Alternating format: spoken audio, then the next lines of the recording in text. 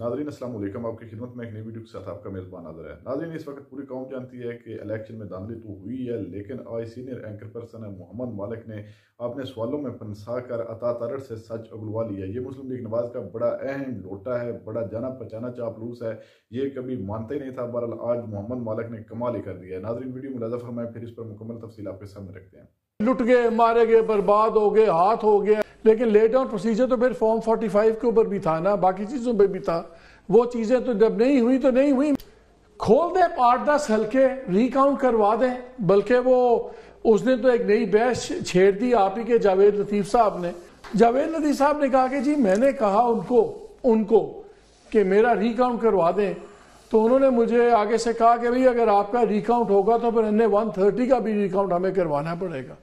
तो जावेद लतीफ साहब ने वो अल्फाज यूज किए, देखें ये तो ब्लैकमेल करते हैं। अब इसमें ब्लैकमेलिंग की क्या बात है? मेरा तो ख्याल था कि जावेद साहब का जवाब ही होना चाहिए था, तो करवा लें जी, हमें किस बात की फिक्र है, हम तो जीते हुए।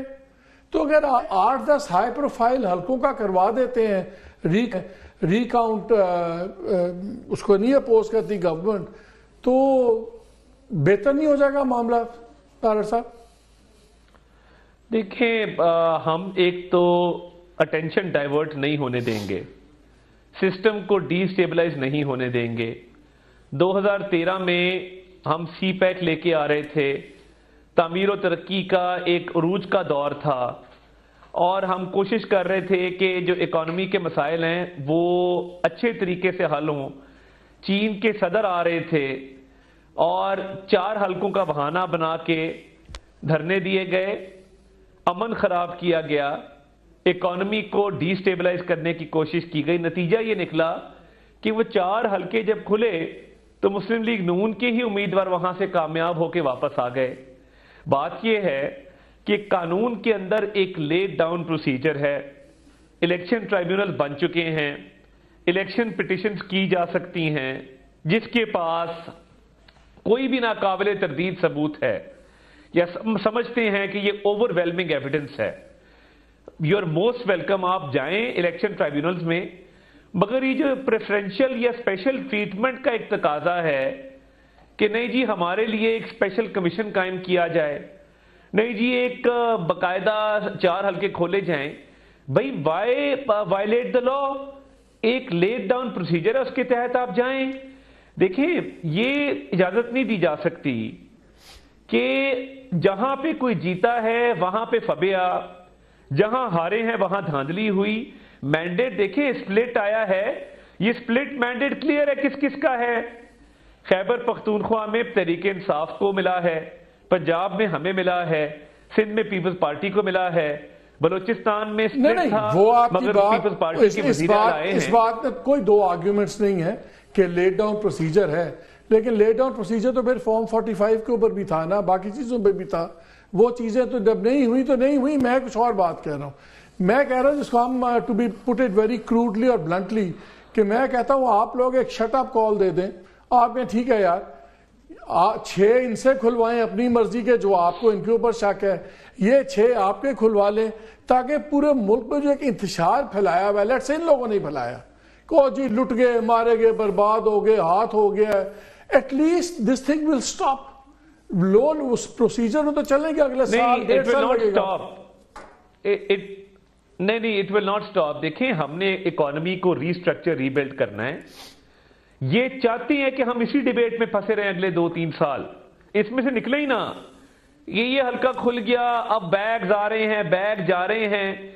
हम चाहते हैं कि IMF के साथ हमारा मुआहदा जो है वो आगे चले, हम स्ट्रक्चरल रिफॉर्म्स लेके आए, FBR की रीस्ट्रक्चरिंग है, टैक्स बेस को ब्रॉडन करना है, प्राइवेटाइजेशन के मामलात हैं, गवर्नमेंट एक्सपेंडिचर को कट करना है, स्पेशल फोकस है इकोनॉमी के ऊपर। तो हम देखिए, जब तक पॉलिटिकल स्टेबिलिटी नहीं आएगी, इकोनॉमिक स्टेबिलिटी को अचीव करना मुश्किल होता है। तो हम अगर इसी डिबेट में फंसे रहे तो फिर ये तो सिस्टम नहीं चलेगा। तो हम ये समझते हैं कि जब ये मैंडेट तस्लीम हो गया, असेंबलियों में बैठ गए, हल्फ ले लिया, सबसीक्वेंट जो इंतखाबात हैं उनमें हिस्सा लिया जा रहा है कॉन्स्टिट्यूशनल पोजीशंस के लिए, तो फिर इनका एक पॉलिटिकल नैरेटिव जरूर है धांधली के हवाले से, और वो बिल्कुल उसको लेके चल रहे हैं। मगर अभी तक इनका कोई उम्मीदवार میڈیا پر بھی اوور ویلمنگ ایویڈنس نہیں لے کے آیا کہ جی یہ خرابی ہوئی تھی. الیکشن والے دن میں اپنے حلقے میں تقریباً 150 پولنگ اسٹیشن پر گیا, کہیں کوئی جھگڑا نہیں ہوا, کہیں کوئی پتہ تک نہیں ٹوٹا. جو 2018 میں ہوا تھا آپ کمپیئر کر لیں, آپ کو نظر آ جائے گا کہ پرامن الیکشن تھا. وہ میں ان سے پوچھ لیتا ہوں, لیکن طاہر صاحب ایک بات بتائیں آنیسٹلی, دل پہ ہاتھ رکھ کے, آپ کا دل مانتا ہے کہ لاہور میں سب سے پاپولر آدمی اون چودھری ہے, جنہوں نے اتنا ووٹ لیا جو نہ میاں صاحب نے لیا نہ کسی اور نے لیا نہ آپ نے لیا, ساری زندگی آپ بھی پنجاب میں کام کرتے رہے. اون چودھری از دا ہائیسٹ ووٹ گیٹر ان لاہور.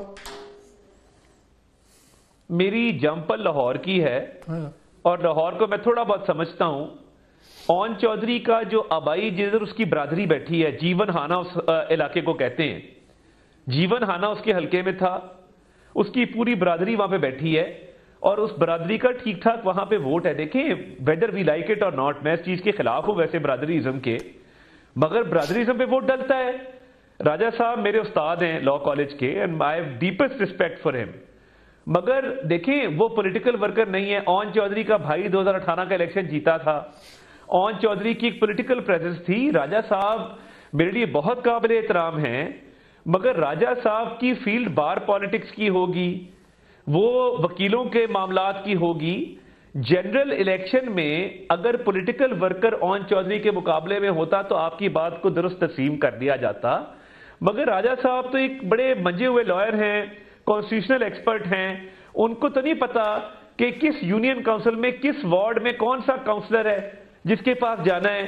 ان کو تو نہیں پتا کہ یہ NA 128 کے اندر میرے ملک کا حلقہ ہے کہ NA 128 کے اندر کس کس یونین کاؤنسل میں کون کون شخص اثر رکھتا ہے, کہاں پہ کون سی برادری بیٹھی ہے, کہاں پہ کون سے لوگ بیٹھے ہیں جن کا اثر رسوخ ہے. سلمان اکرم ذرا صاحب آدمی تھا, اس لیے آپ کی میں ان سمپل ورڈ یس. طاہر صاحب پہ ٹریبیونل سے زیادہ بنوا دیں, ایٹ لیسٹ سپیڈ اپ ہو جائے معاملہ. دیکھیں پہلی بات تو یہ ہے کہ جو فارم 45 ہوتا ہے نا, یہ پرائمری رسپانسبلٹی ہر امیدوار کے پولنگ ایجنٹ کی ہے کہ وہ پہلے موقع پہ اعتراض کرے. اگر اس کو لگتا ہے کہ فارم 45 فلاڈ ہے تو اس کا رائٹ ہے کہ وہ کہے پریزائڈنگ آفیسر کو کہ آپ نے یہ فارم 45 ٹھیک نہیں بنایا, اس کی کمپائلیشن غلط ہے, اس میں ووٹ غلط درج ہیں, اس میں ڈفرنس آ رہا ہے, آپ ریکاؤنٹ کریں, آپ یہ فارم 45 ٹھیک کریں. چلیں وہ مان لیا کہ پولنگ ایجنٹ وہاں پہ ہار گیا, اس نے بات نہیں مانی, اس نے اپنی رسپانسبلٹی ٹھیک طریقے سے ادا نہیں کی. پھر اگلی رسپانسبلٹی آتی ہے امیدوار کی کہ جب ریزلٹ کمپائلیشن ہوتی ہے RO کے دفتر میں اور فارم 45 ہر پریزائڈنگ آفیسر وہاں لے کے جاتا ہے. ہمارے پولیٹیکل لوگوں میں یہ ٹرینڈ ہے مالک صاحب, اور ہمیشہ یہ ہوتا ہے ہر الیکشن میں, پچھلے 4 الیکشن سے تو میں دیکھ رہا ہوں کہ ہمارے جو چیئرمین حضرات یا وہ لوگ جو ہار جاتے ہیں نا اپنے پولنگ اسٹیشن, وہ فارم 45 جمع ہی نہیں کراتے. یعنی میں اگر بیٹھا ہوں اپنے مرکزی دفتر میں اور میں فارم 45 کمپائل کر رہا ہوں تو میرے پاس صرف جیتنے والے فارم 45 آئیں گے, ہارنے والے فارم 45 کوئی لے کے نہیں آتا. اب ہوتا کیا ہے, یہ تو میری رسپانسبلٹی ہے نا کہ میں RO آفس میں پہرا دوں اور میں دیکھوں کہ کہاں پہ فارم 45 میں جو پریزائڈنگ آفیسر نے جمع کرایا ہے اور جو میرے پولنگ ایجنٹ نے مجھے دیا ہے اس میں اگر ڈسکریپنسی ہے اور فرق ہے تو پھر یہ میری ذمہ داری ہے کہ میں اس کو ہائی لائٹ کروں اور موقع پہ بتاؤں کہ جی یہ دیکھیں یہ غلط ہوا. ہم کرتے کیا ہیں, ہم ہر جگہ اپنے پریزائڈنگ آفیسر کھڑے نہیں کرتے یا ٹھیک لوگ کھڑے نہیں کرتے, ان کو ٹرین نہیں کرتے, اور اس کے بعد ریٹرننگ افسر کے پاس بھی ہمارے لائر بھی وہاں پہ اعتراض نہیں کرتے. ایک چیز بتائیے طاہر صاحب, یہ تو ان فارم 45 کی آپ بات کر رہے ہیں جو نہیں آتے, نہیں جمع ہوتے. ہم تو یہ لوگ تو بحث کر رہے ہیں کہ جو فارم 45 ہیں ان کے پاس. ناظرین آپ نے ویڈیو ملاحظہ فرمائی. ناظرین سب سے پہلے تو میں محمد مالک صاحب کی جرأت کو سلام پیش کرتا ہوں جنہوں نے حقیقی سوال اس لوٹے کے سامنے رکھے اور اس کو کہا کہ تمہاری پارٹی کا رہنما میاں جوید لطیف جو ہے وہ اس نے انکشافات کیا ہے. اس کی ویڈیو میرے پاس موجود ہے. اس نے کہا ہے کہ میں نے جب ان 2 بار انہوں نے کہا ہے, ان کا مطلب ہے ان طاقتوروں سے मैंने बात की कि मुझे भी जितवा दिया जाए, मेरे हलके को दोबारा रिकाउंट किया जाए, तो उन्होंने कहा कि अगर तुम्हें जितवाया जाए या तुम्हारे हलके को रिकाउंट करना हो तो फिर हमें हलका N130 जो है उसकी भी रिकाउंटिंग करनी होगी। तो जब ये बात आई तो इससे वाजे हो गया, अता तर्र का आगे आपने चेहरा ही देखा है कि चेहरे से साफ नज़र आ रहा था कि एक धांधली के जरिए नवाज शरीफ भी जीता, और फिर किस तरह 45 जो या 45 फार्म से जो भाग रहा है, जबकि मोहम्मद मालिक साहब ने कहा है कि तहकीकात क्यों नहीं करवाते, PTI के कह लें कि PTI जो इतना शोर डाल रही है कि हमारे साथ धांधली हुई है तो आप एक कमेटी क्यों नहीं तश्कील देते। बिल्कुल कतरा रहा था, कह रहा था अब क्या फ़ायदा है, छोड़े, ये मुसलसल होता आ रहा है, जब असम्बली बैठ गई है तो चल गई, अब इनको क्या है।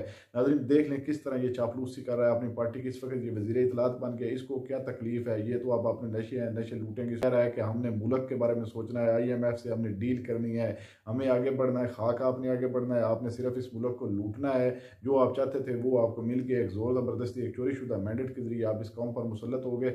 नाज़रीन देख ले आम चौधरी जिसका कोई वजूद ही नहीं है, ना उस इंसान को कोई बंदा जानता है, वो भी जीत गया, उसको भी ज़बरदस्ती जितवा दिया गया। दूसरी जानब जब उसके मुकाबले में PTI का एक जाना पहचाना वकील सलमान अकरम राजा साहब कह रहा है कि सलमान अकरम राजा साहब जो है उनके साथ कोई आदमी नहीं था और आम चौधरी साहब जो है उनके साथ बड़ी बरादरी थी। किस तरह ये चापलूसी कर रहा है, जबकि पूरी कौम जानती है कि आप एक चोरी शुदा मैंडेट के जरिए और पूरी एक प्लानिंग थी पहले से ही आपको जितवाने की, एक पूरा पलंदा बना दिया गया था। ये आप आवाम को झांसे दे रहे हैं, आवाम आपकी बातों में आने वाली अता तर्र साहब नहीं है। आवाम जानती है कि बिल्कुल आवाम ने आपको रिजेक्ट किया है और आवाम इस वक्त भी PTI के साथ डट कर खड़ी है और आवाम आपके इन घिनौनों चेहरे से बखूबी वाकिफ है। आप जो भी कह लें, जो भी कर लें, आवाम आपकी बातों में आने वाली नहीं है। नाज़रीन आपने वीडियो मुलाज़ा फरमाई, इस वीडियो के बारे में आपकी क्या राय है, कमेंट सेक्शन में अपनी कीमती राय दीजिए और अगली वीडियो तक आपने मेज़बान को दीजिए इजाज़त। अल्लाह हाफिज़।